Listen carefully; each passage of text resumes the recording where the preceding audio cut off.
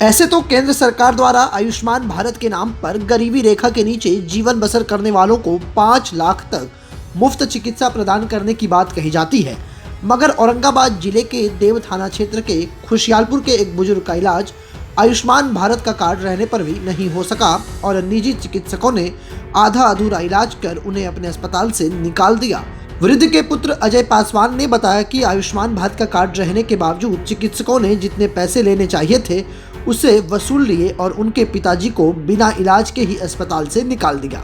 उन्होंने बताया कि उनके पिता घर पर ही गिर गए थे, जिसके कारण कुल्हे के नीचे की हड्डी टूट गई थी और उन्हें इलाज के लिए सदर अस्पताल में भर्ती कराया गया था, मगर यहाँ से स्थिति को नाजुक देखते हुए उन्हें रेफर कर दिया गया।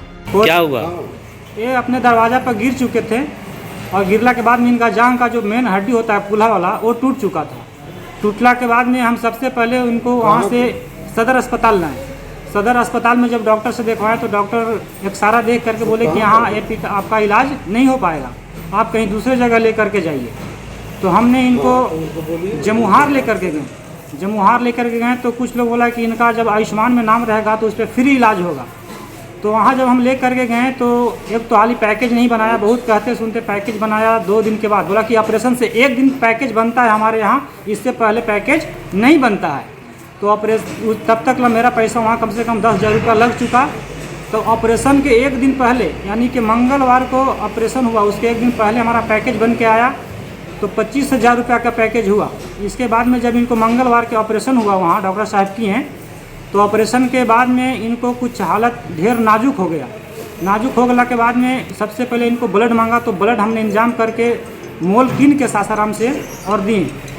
और इसके बाद में आईसीयू में 4 दिन रहे। 4 दिन आईसीयू के बाद में फिर जनरल वार्ड में शिफ्ट किया। जनरल वार्ड में शिफ्ट कैला के बाद में डॉक्टर इलाज कर रहा था, लेकिन कैला के बाद में अचानक बोल रहा है जब अभी तक कि टाका भी नहीं कटा है इनका ऑपरेशन का।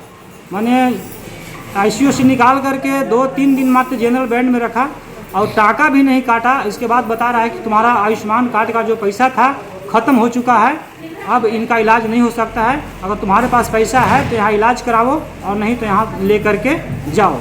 तो पैसा नहीं था हमारे पास तो हम वहाँ से निकल चुके हैं और निकल करके पुनः फिर हम सरकारी हॉस्पिटल में आए। और जब सरकारी हॉस्पिटल में आए तो डॉक्टर से सब देखा आज बोले तो कोई डॉक्टर अभी तक यहाँ देखने के लिए इनको नहीं आया। जो भी है ऊर्जा पर कुछ दवाई लिख दे रहे हैं, लेकिन अभी तक देखने नहीं आए यहाँ कि क्या दिक्कत है नहीं दिक्कत है।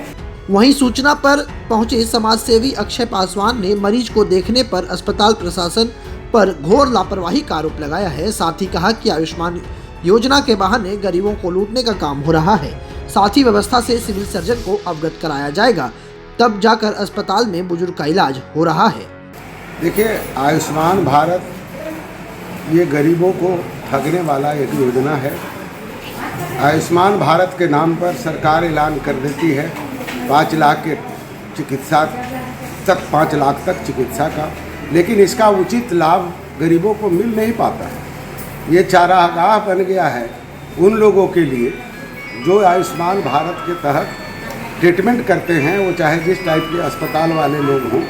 और जब गरीबों का पैसा सब निकाल लेते हैं तो गरीबों को वहाँ से बगैर देखे, मानवता का ख्याल भी वो नहीं करते, निकाल बाहर कर देते हैं। सबसे बड़ी बात यह है कि ये लोग को बता दिया जाता है कि पैकेज ख़त्म हो गया। पैकेज ख़त्म हो गया, जैसा कि अभी अजय जी ने बताया हम लोग को कि 25,000 का पैकेज ख़त्म हो गया। अरे भाई, 25,000 का पैकेज ख़त्म हो गया, हमारी सीमा है 5 लाख के ट्रीटमेंट का, तो दूसरी पैकेज तीसरी पैकेज भी तो बनाई जा सकती थी। फिर इनको निकाल देने का कोई तुक नहीं बनता है।